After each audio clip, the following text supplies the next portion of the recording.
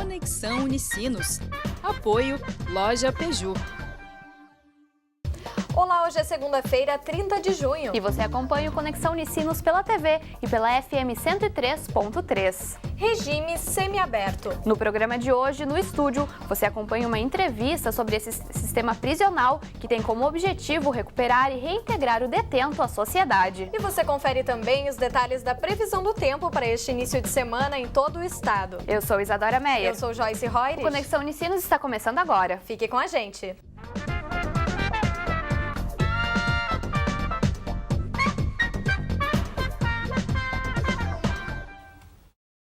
Considerado uma conquista dos direitos humanos, o regime semiaberto, que tira o preso do confinamento permanente da prisão e proporciona a reinserção gradual na sociedade, tem sido alvo de críticas. Sem penitenciárias preparadas e sem vigilância adequada, especialistas afirmam que chegou o momento de repensá-lo. E é para falar mais sobre isso que a gente recebe aqui no estúdio Francis Rafael Beck, professor do curso de Direito da Unicinos, e também com a gente César Valdomiro Soares Corrales, diretor do Instituto Penal de Novo Hamburgo. Olá, sejam bem-vindos ao Conexão. Olá, tudo bem? Olá, tudo bem. Bom, professor, para a gente começar, a gente queria entender um pouquinho quais as especificidades, então, de cada regime, né? O fechado, o semiaberto e o aberto. O que está previsto em lei?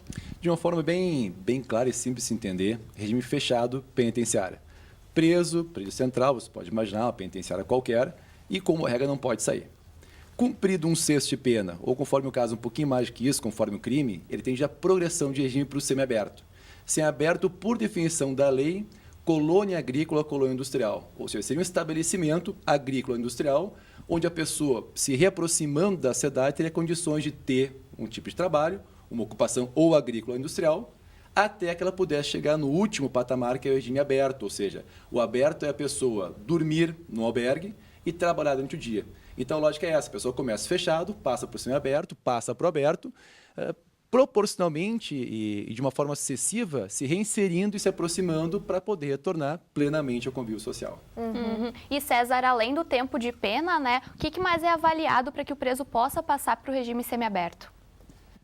Basicamente, seria a conduta dele dentro do estabelecimento, né, que são avaliados por psicólogos, né, assistente social e pela própria direção do presídio, que aí é enviado ao juiz, né, o atestado de conduta, que servirá como parâmetro para a progressão do regime.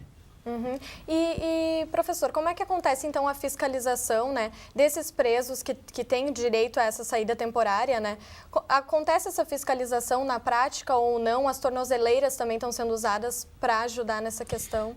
Para tentar entender-se um pouquinho, talvez está puxando um pouquinho, antecipando um pouquinho a discussão.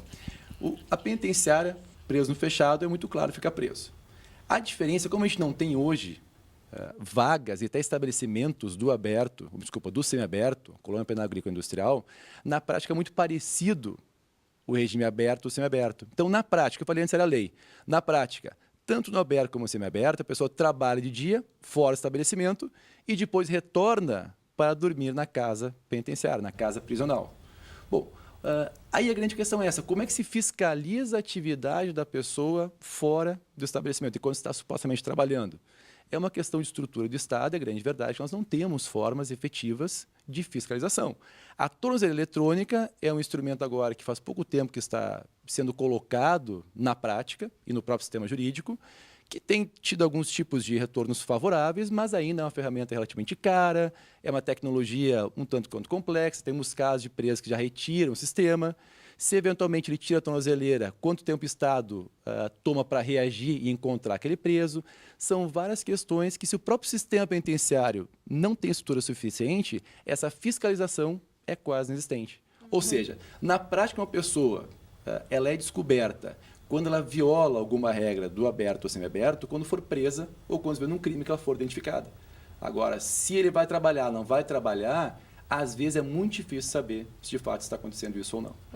Por isso o semiaberto e o aberto, eles se tornam tão parecidos, né? Porque não existe esse monitoramento. Iguais, na prática são iguais.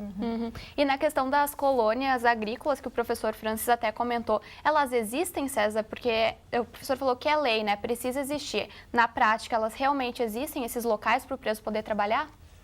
No Estado, só temos a CPA, que é a Colônia Penal Agrícola, encharqueadas. É a única que temos. Teria Venâncio também, mas que agora está sendo transformada em penitenciária. E César, nos presídios, os presos, quando eles são encaminhados para um presídio de semiaberto, mas não há vagas, o que acontece? O apenado acontece de ter progredido e ainda está no fechado, né? Devido à falta de vaga no semiaberto.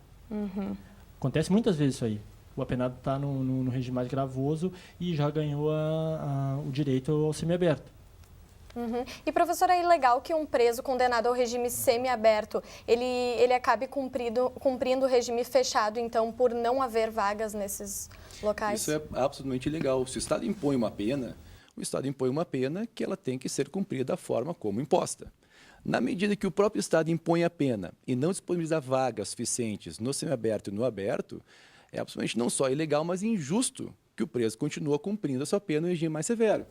Então, embora o César tenha falado aqui que é muito costumeira essa posição, já tem vários julgados, inclusive do STF, dizendo o seguinte: olha, se o Estado não dá vagas, tem duas opções.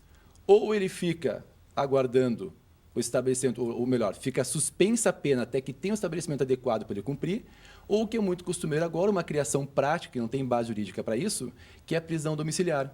Ou seja, não tem vaga no semiaberto ou no aberto, não tem onde ele dormir, não tem vaga para isso.